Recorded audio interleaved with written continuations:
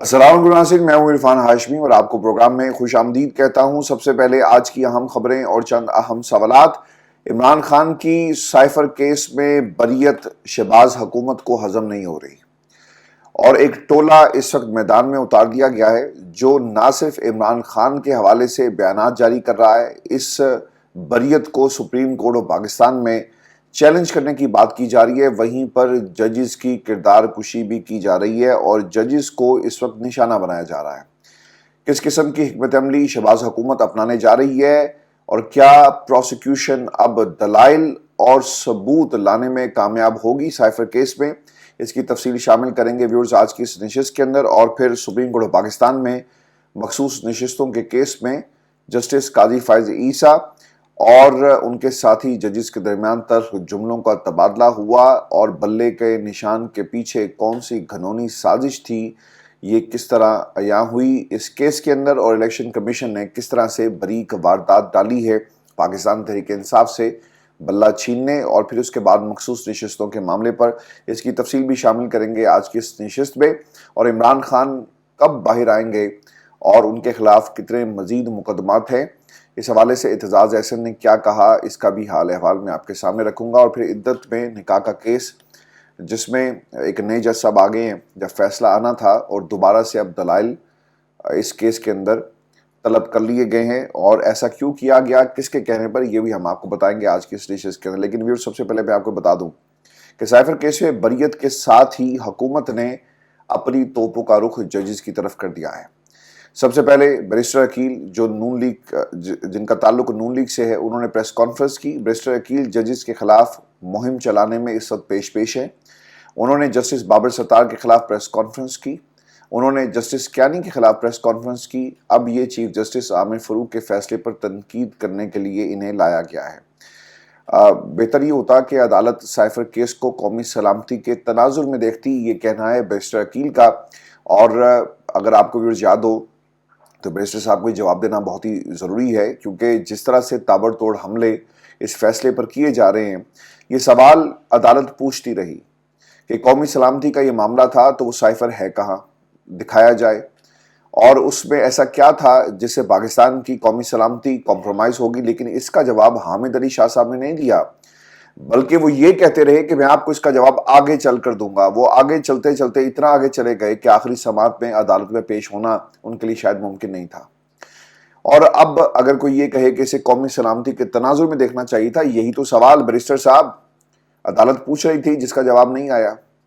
عدالت سے مخصوص سیاسی جماعت اور شخصیت کے لیے نرم فیصلے آتے رہتے ہیں۔ مسئلہ یہاں پر یہ ہے کہ یہی عامر فاروق ہے جنہوں نے عمران خان کے خلاف متعدد جھوٹے فیصلے دیے، رکھے ان فیصلوں کو، اور پھر ان کو سنایا گیا۔ اس وقت بیرسٹر عقیل صاحب کیوں نہیں بول رہے تھے؟ اچھا، بیرسٹر عقیل کے بعد نا عطا تارڑ صاحب میدان میں آئے، وہ یہ کہتے ہیں کہ سائفر کیس کے فیصلے سے حیرانی ہوئی، فیصلے کے بعد حکومتی عہدیدار کچھ بھی کر لے اس پر سیکرٹ ایکٹ نہیں لگے گا۔ سائفر کا case open and shut case تھا، سائفر کو ڈہرانے سے وزارت خارجہ کی رازداری کمپرومائز ہوئی، پاکستان کے دشمنوں کو فائدہ ہوا، لیکن تارڑ صاحب قوم کو یہ ضرور بتا دیں، جھوٹ بولنا بند کریں، اور یہ ضرور بتا دیں کہ پاکستان کے دشمنوں کو فائدہ کیا ہوا، کیونکہ یہی سوال پروسیکیوشن سے بھی کیا گیا لیکن وہ جواب نہیں دے سکے۔ پاکستان کی کوئی بھی سیاسی جماعت یا لیڈر ملک پاکستان سے بڑے نہیں ہیں، بالکل ٹھیک ہے، اس پر پاکستان کی عوام بھی یقین رکھتی ہے کہ یہ کیسی ذہنیت ہے کہ اقتدار میں نہ رہا تو ملک ٹوٹ جائے گا، کبھی بھی ایسی بات نہیں کی، اور نہ کبھی ایسا ہو کہ اللہ تعالیٰ پاکستان کو یہ وقت دیکھنا پڑے کہ ہمارا ملک ٹوٹ جائے۔ ہم تو پہلے ہی ٹوٹے ہوئے ہیں، ٹوٹے ہوئوں کو مزید توڑنے کی بات کرنے والے اصل میں غدار ہیں۔ آپ جیسے لوگ جو ہیں، آپ ایسی باتوں کو ہوا دیتے ہیں اور ایک ماحول بنانے کی کوشش کرتے ہیں، تو نون لیگ کی آپ پیروی کریں، جس طرح آپ نے پیروی کرنے کا ایک سلسلہ شروع کیا ہوا ہے، ترجمانی بھی کریں، پیروی بھی کریں، سب کچھ کریں، لیکن ملک توڑنے کی بات مت کریں۔ اس کے اوپر ملک کو آپ جس دلدل میں دھکیل رہے ہیں وہاں سے پاکستان شاید واپس نہ آ سکے۔ پھر جو ایک نقطہ تارڑ صاحب نے یہ بھی اٹھایا جی کہ سوشل میڈیا پر جھوٹ پھیلانے والوں کے خلاف کارروائی کے لیے ضروری قانون ہونا چاہیے تھا، اور ایک قانون جو ہے وہ بنا دیا گیا ہے۔ پھر رانا صاحب میدان میں آئے اور وہ یہ کہتے ہیں کہ ملزم کو شک کی بنیاد پر 2+2=4 کیس میں بھی بری کر دیا جانا پورے نظام عدل کا بھٹا بٹھانے کے برابر ہے۔ عدالت اس کیس کو ریمانڈ کروا کر خامیاں دور کروا سکتی تھی۔ اچھا جی، غلطیاں کرے پروسیکیوشن یا ان کے پاس ثبوت نہ ہو۔ دیکھیں، سب سے بڑی بات جو اس وقت پاکستان کے اندر یہ تمام بیربل مل کر ایک بیانیہ بھی بنا رہے ہیں اور ان کو باقاعدہ یہ لائن دی گئی ہے کہ آپ نے یہ کہنا ہے جی غلطیاں ہوئی، پروسیکیوشن کے پاس ثبوت تھے لیکن غلطیاں انہوں نے کی۔ حامد علی شاہ صاحب نے اگر غلطیاں کی ہیں تو پھر آپ ریپریمانڈ کریں جی، ان کو بھی پکڑ لیں، چونکہ اگر ثبوت موجود تھے اور آپ نے لنک اسٹیبلش کرنا تھا جو آپ نہیں کر سکے، تو ثبوتوں کی بنیاد کے اوپر عمران خان کو سزا ہو سکتی تھی، لیکن یہاں پر ثبوت نہیں تھے۔ تمام چیزیں عمران خان کے خلاف گئی اور عمران خان کی بریت جو ہے وہ ہوئی۔ آپ نے حالات کو بھی عمران خان کے خلاف استعمال کیا، لیکن حالات عمران خان کے حق میں چلے گئے اور عمران خان کو سائفر کیس میں بریت مل گئی۔ اگر عمران خان نے سیاست میں آگے بڑھنا ہے، رانا صاحب یہ کہتے ہیں، تو سیاسی جماعتوں اور سیاستدانوں سے مذاکرات کرنے ہوں گے۔ مذاکرات کے علاوہ کوئی آپشن نہیں۔ سیاست تو سیاستدانوں کو کرنی ہے۔ اداروں نے مداخلت بند کر دی، اب جھگڑا کس بات کا ہے؟ لیکن آپ آج بھی اسی مداخلت کی وجہ سے اس کے بینیفیشری ہیں اور فارم 47 کی حکومت اسی مداخلت کی وجہ سے ہے۔ پھر ویورز، یہی رانا ثناء اللہ صاحب ہیں جنہوں نے ایک ٹیلی ویژن پروگرام میں بیٹھ کر ماضی میں یہ کہہ چکے ہیں کہ عمران خان کو الیکشن سے چند دن پہلے سزا دینے کی کیا ضرورت تھی۔ یہ بھی کہہ چکے ہیں کہ یہ کیس قائم نہیں رہیں گے بلکہ اڑ جائیں گے۔ جب اڑ جائیں گے تو پھر آپ کس منہ سے آج یہ باتیں کر رہے ہیں کہ جناب یہ جلد بازی میں ہوا؟ اب خان صاحب کا جی بریت پر رد عمل آیا اور خان صاحب یہ کہتے ہیں جو ان کی ملاقات ہوئی ہے خواجہ حارث سے اور دیگر قانونی ٹیم سے، تو انہوں نے اس ملاقات میں کیا کہا کہ تمام کیسز جھوٹے ہیں اور تمام کیسز کا میں سامنا کروں گا اور انشاءاللہ سرخرو ہوں گا۔ اب سوال بھی یہ ہے کہ کیا ڈان لیگ سے قومی سلامتی داؤ پر نہیں لگی؟ کیا ڈان لیگ سے ملک دشمن عناصر کو فائدہ نہیں ہوا؟ کیا جنرل باجوہ پر الزامات لگانے سے ملک دشمن عناصر کو فائدہ نہیں ہوا؟ کیونکہ یہ جو گجرانوالہ کی تقریر تھی میں اس کے تناظر میں بات کر رہا ہوں، لیکن باقی تمام باتیں سچی ہیں۔ جنرل باجوہ نے جو اس ملک کے ساتھ کیا ہے شاید وہ دشمن بھی نہ کرتا۔ نواز شریف کے حمود الرحمان کمیشن رپورٹ پڑھنے کے مطالبے سے فائدہ نہیں ہوا؟ کیا اصغر خان کیس سے ملک دشمن عناصر کو فائدہ نہیں ہوا؟ سن 1990 کی دہائی میں بے نظیر بھٹو کی حکومت کو گرانے اور اسلامی جمہوریہ اتحاد کی تشکیل کے لیے فوج نے نواز شریف سمیت متعدد سیاستدانوں کو پیسے دیے۔ بعد میں سپریم کورٹ سے 2012 میں فیصلہ آیا جس میں لکھا گیا کہ انتخابی عمل کو آلودہ کرنا اس وقت کے army chief general Aslam Baig, Mirza Aslam Baig اور انٹر سروس انٹیلیجنس ISI کے سربراہ اسد درانی کا انفرادی عمل تھا۔ اس وقت کے چیف جسٹس افتخار محمد چودھری نے کہا تھا کہ 1990 کے انتخابات میں دھاندلی ہوئی اور سیاستدانوں میں رقوم تقسیم کی گئی۔ وہ سیاستدان IJI کے ہی تھے، اس کے اوپر شاید کبھی کوئی بات نہیں کرے گا۔ اب فیصلے کے مطابق ایوان صدر میں ایک سیاسی سیل قائم کیا گیا جو پسندیدہ امیدواروں اور سیاسی جماعتوں کو مطلوبہ نتائج حاصل کرنے کے لیے رقوم دے رہا تھا۔ اس عمل سے پاکستان کے عوام کو ان کی پسند کے امیدوار منتخب کرنے کا حق جو تھا اس سے محروم کیا گیا۔ پھر سائفر کیس میں پروسیکیوشن کا کیس مضبوط نہیں تھا۔ یہ میں اس کو ایک کمپیریزن آپ کے سامنے اس لیے رکھ رہا ہوں کہ یہ جو اس وقت توپوں کا رخ ہے نا پاکستان تحریک انصاف، عمران خان اور عدالتوں کی طرف، ماضی کی بہت ساری ایسی نظیریں موجود ہیں جو شاید آپ نے کہیں پہ غائب کرنے کی کوشش کی، لیکن یہ تاریخ کا حصہ ہے، غائب نہیں ہو سکتی۔ اب یہ جو امپورٹنٹ چیز ہے نا کہ سائفر کیس میں پروسیکیوشن کا کیس مضبوط نہیں تھا۔ کیوں؟ پروسیکیوشن نے جی خود تسلیم کیا کہ اس کیس میں ٹرائل ٹھیک نہیں ہوا۔ پروسیکیوشن نے خود کہا کہ اس کیس کو ریمانڈ بیک کر دیں، یہ کیس تو ٹرائل کے مرحلے میں دوبارہ کالعدم ہو چکا ہے۔ اس کیس میں عمران خان کے وکلاء کو جرا کا حق نہیں دیا گیا، ان کی جگہ اسٹیٹ کونسل نے جرا کی۔ 2 اسٹیٹ کونسلز جو FIA پروسیکیوٹر راجہ رضوان عباسی صاحب کے پہلے اسسٹنٹ رہ چکے تھے، یعنی غلطی ہوئی کیوں کی گئی؟ تو پھر کیسے دشمن عناصر کو فائدہ جو ہے پہنچ سکتا ہے؟ بریت پر امریکہ کا جی رد عمل بھی آیا اور امریکی محکمہ خارجہ کے ترجمان میتھیو ملر یہ کہتے ہیں کہ عمران خان کے خلاف قانونی کارروائی کا فیصلہ پاکستانی عدالتوں کو کرنا ہے۔ ہم مختلف ممالک سے متعلق فیصلے کے لیے مناسب حالات اور سیاق و سباق کو مد نظر رکھتے ہیں۔ اب اچھا انہوں نے نا ایک تو بات یہ کر دی ہے کہ فیصلہ، انہوں نے یہ نہیں کہا کہ یہ عدالت کا فیصلہ ہے اس پہ ہم کچھ نہیں کہہ سکتے، لیکن کارروائی، انہوں نے کہا جی کہ کارروائی جو ہے اگر عمران خان کے خلاف ہونی ہے تو یہ پاکستان کی عدالتوں نے فیصلہ کرنا ہے. تو انہوں نے کیئرفلی یہ اسٹیٹمنٹ جو ہے امریکہ نے ایک جاری کیا ہے. ویورز میں آپ کو ایک خبر اور بھی دے دیتا ہوں کیونکہ خان صاحب کی اب یہ کنٹینیوٹی ہے اور خان صاحب کے باقی کیسز کہاں پر سٹینڈ کرتے ہیں. ایک تو عمران خان کا جو کیس ہے جی توشہ خانہ ریفرنس 5 سپتمبر 2022 کو دائر کیا گیا تھا اور عدالت نے 31 جنوری 2024 کو عمران خان اور ان کی اہلیہ کو 14 سال جو قید کی سزا سنائی اور عمران خان نے اسلام آباد ہائی کورٹ میں جی سزا کے خلاف اپیل دائر کر دی ہے. یہ آپ نے اس تناظر میں دیکھنا ہے کہ خان صاحب کے باقی کیسز کی کیا پوزیشن ہے کیونکہ لوگ ایک اپڈیٹ چاہتے ہیں تو میں نے یہ ضروری سمجھا کہ میں آپ کو پچھلے کیسز کی اپڈیٹ بھی دے دوں. اسلام آباد ہائی کورٹ نے 1 اپریل کو سزا معطل کر دی لیکن مرکزی اپیلوں پر ابھی دلائل ہوں گے. سزا صرف معطل ہونی ہے, کالعدم ہونا باقی ہے. تو ابھی اس کے اندر بھی آپ کو انتظار کرنا پڑے گا. پھر سائفر کیس گزشتہ سال سپتمبر میں سائفر کیس میں عمران خان کا ریمانڈ لیا گیا. 30 جنوری 2024 کو عمران خان اور شاہ محمود قریشی کو 10 سال سزا سنائی گئی. اسلام آباد ہائی کورٹ میں اپیلوں پر سماعت ہو رہی تھی اور چیف جسٹس عامر فاروق اور گل حسن جو اورنگزیب ہیں وہ سماعت کر رہے تھے اور اس کیس پہ عمران خان شاہ محمود قریشی صاحب جو ہیں وہ بری ہو گئے. اب حکومت اس کیس پہ جا رہی ہے. اب ہے جی تیسرا کیس عدت میں نکاح کا کیس. فروری 2024 کو سینئر سول جج قدرت اللہ نے عدت میں نکاح کیس کا مختصر فیصلہ سناتے ہوئے عمران خان اور بشرا بی بی کو 7 سال سزا جو ہے قید کی سزا سنائی اور عمران خان اور بشرا بی بی اپیلوں میں گئے. ڈسٹرکٹ اینڈ سیشن کورٹ اسلام آباد کے جج شاہ رخ ارجمند اس کیس کی سماعت کر رہے تھے. فیصلہ آنا تھا لیکن خاور مانیکا کے جج پر عدم اعتماد ان کی طرف سے کر دیا گیا. اب جو فیصلہ محفوظ ہو چکا تھا, جو خاور مانیکا کے وکیل نے کہا کہ ہمارا کیس کسی اور عدالت میں ٹرانسفر کر دیں, خاور مانیکا کے شدید ترین احتجاج کے بعد اپیلوں کی مزید سماعت سے جج صاحب نے معذرت کر لی اور اسلام آباد ہائی کورٹ کو خط کے ذریعے اطلاع دی گئی اور خاور مانیکا نے عدم اعتماد کیا ہے. فیصلہ سنانا مناسب نہیں, عدت کیس کی جو یہ سماعت ہے وہ کسی اور جج کے پاس آپ ٹرانسفر کر دیں. اب اسلام آباد ہائی کورٹ نے جی دوسری عدالت کیس ٹرانسفر کیا. 25 جون کو اب اس کی سماعت ہوگی اور اس کے بعد پھر سے دلائل دیے جائیں گے. نوٹسز ہو گئے ہیں اور پھر دیکھنا یہ ہوگا کہ اس وقت تک القادری ٹرسٹ کیس کا فیصلہ جو ہے آ چکا ہوگا. اب القادری ٹرسٹ کیس میں جی عمران خان اور بشرا بی بی کو ضمانت مل چکی ہے اور اسلام آباد ہائی کورٹ نے ضمانت دی تھی لیکن جیل میں القادری ٹرسٹ کیس کا ٹرائل چل رہا ہے. احتساب عدالت نے جج جو ناصر جاوید صاحب ہیں جی اس کیس میں وہ سماعت کر رہے ہیں اور اب تک 21 گواہوں کے بیانات ان کے اوپر جرا مکمل کر لی گئی ہے. عدالت نے مجموعی طور پر 30 گواہوں کے بیانات ریکارڈ کیے اور اس کیس میں 59 گواہ ابھی ہیں.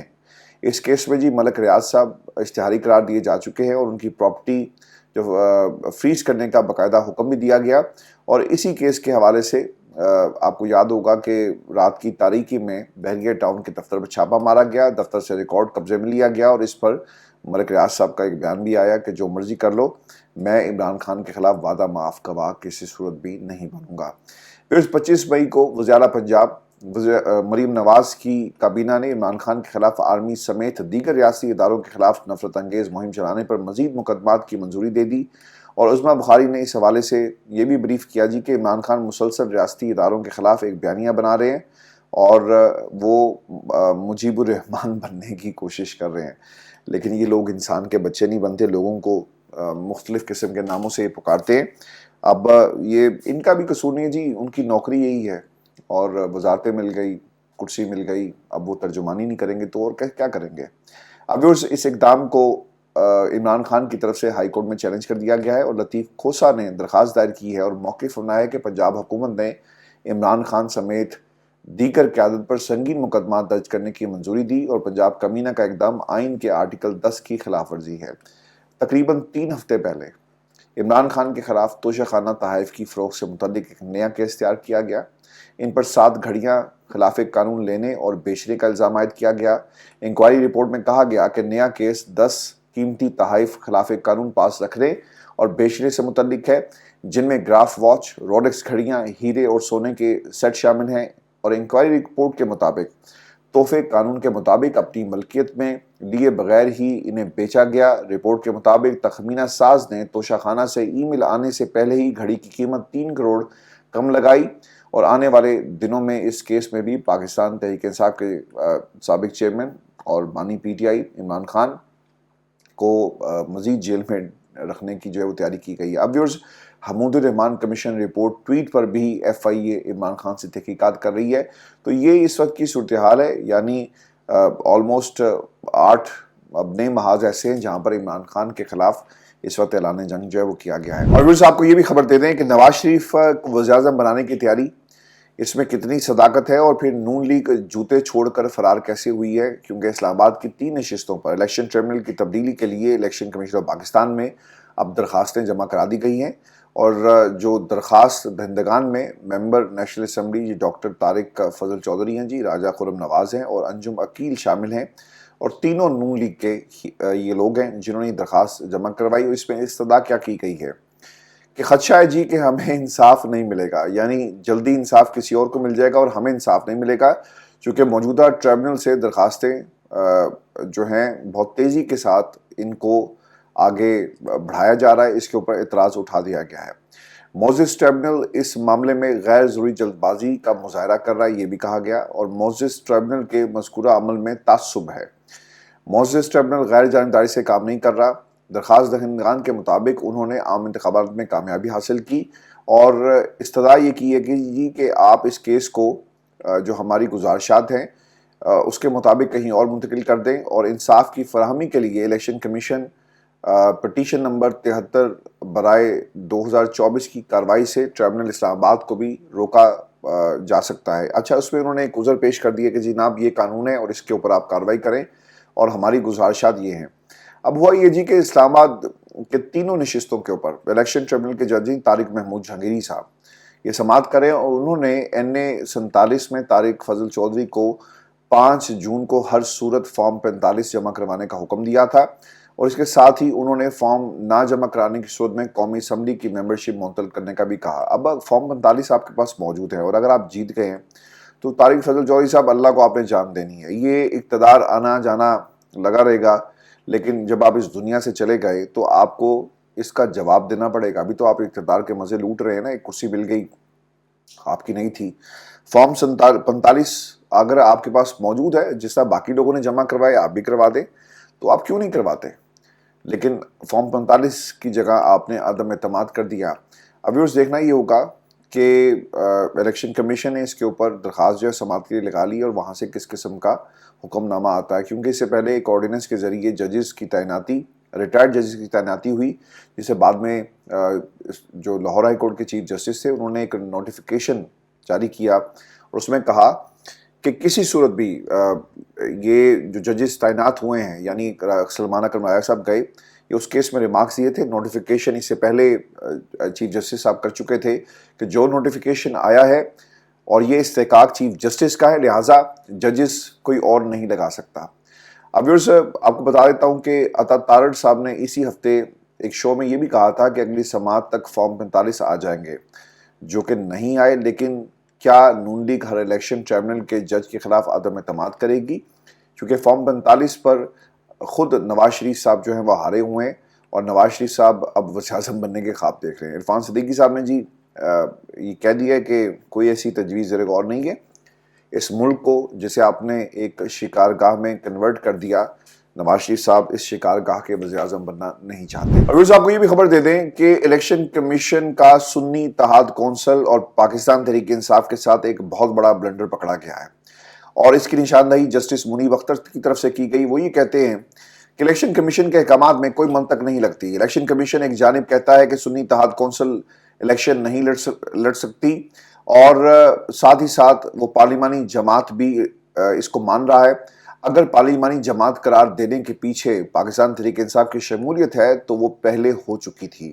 جسٹس منیب اختر نے الیکشن کمیشن کی اس واردات کو بے نقاب کیا. الیکشن کمیشن نے آزاد امیدواروں کو سنی اتحاد کونسل میں شمولیت سے نہیں روکا.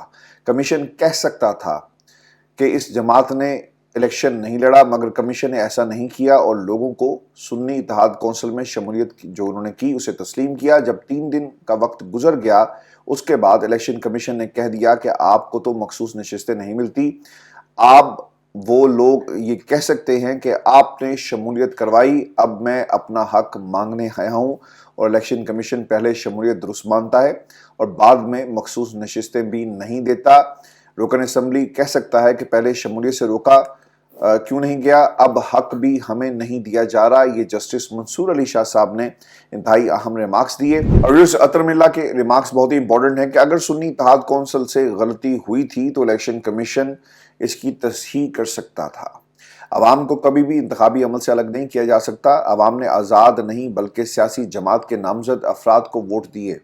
سپریم کورٹ میں الیکشن کمیشن مکمل طور پر ایکسپوز ہو گیا ہے۔ پہلے الیکشن کمیشن نے پاکستان تحریک انصاف کی آزاد امیدواروں کو سنی اتحاد کونسل میں شمولیت کو درست تسلیم کیا، اور پھر بعد میں جن افراد نے مخصوص نشستوں کا مطالبہ کیا تو یہ کہہ کر مسترد کر دیا گیا کہ سنی اتحاد کونسل نے کوئی نشست حاصل نہیں کی، یعنی جیتی نہیں ہے۔ یہ وہ بلنڈر ہے جو سپریم کورٹ پاکستان میں آج پکڑا گیا۔ یا تو الیکشن کمیشن کا پاکستان تحریک انصاف کے امیدواروں کی سنی اتحاد کونسل میں شمولیت کا فیصلہ غلط تھا، یا پھر ان کو مخصوص نشستیں جو ان کا حق ہے وہ انہیں ملنی چاہیے۔ اس نقطے پر اب الیکشن کمیشن جو ہے پھنس گیا، کیونکہ مخصوص نشستیں انہیں نہیں دی گئی، اور وجہ انہوں نے کیا بتایا کہ جناب آپ نے تو کوئی سیٹ جیتی نہیں ہے۔ اور ویورز، اس پوری سچویشن میں یہ سوال بہت ہی اہمیت کا حامل ہے کہ کیا supreme court Pakistan P T I کے ساتھ کھڑی ہو گئی ہے؟ حقیقت مان لیں، اگر پی ٹی آئی کے جیتے ہوئے لوگ سنی اتحاد کونسل میں شامل نہ ہوتے تو آج یہ معاملہ ہمارے سامنے نہ ہوتا۔ یہ جسٹس منیب اختر صاحب کے ریمارکس ہیں۔ سارا جھگڑا ہی پاکستان تحریک انصاف کا ہے۔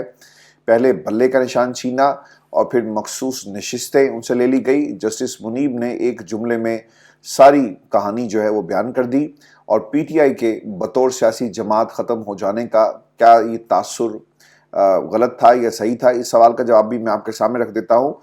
کیا انتخابی جو نشان واپس ہونے کے بعد آرٹیکل 17 کے تحت قائم سیاسی جماعت ختم ہو گئی تھی؟ کیا انتخابی نشان واپس ہونے پر سیاسی جماعت امیدوار کھڑے نہیں کر سکتی؟ تاثر تو ایسا دیا گیا جیسے سیاسی جماعت ختم ہو گئی اور جنازہ نکل گیا۔ کیا یہ اخذ کر سکتے ہیں کہ پاکستان تحریک انصاف بطور جماعت برقرار تھی اور مخصوص نشستوں کی فہرستیں بھی جمع کرائی گئی؟ یہ سوال اٹھایا گیا ہے جی جسٹس جمال مندوخیل کی طرف سے۔ اور پھر میں آپ کو یہ بھی ویورز بتا دوں، چونکہ فیصل صدیقی صاحب نے اس کا جواب دیا کہ پی ٹی آئی نے فہرستیں جمع کرائی لیکن الیکشن کمیشن نے اسے تسلیم نہیں کیا۔ یہ جواب دیا گیا ہے جی سنی اتحاد کونسل کے وکیل فیصل صدیقی صاحب کی طرف سے۔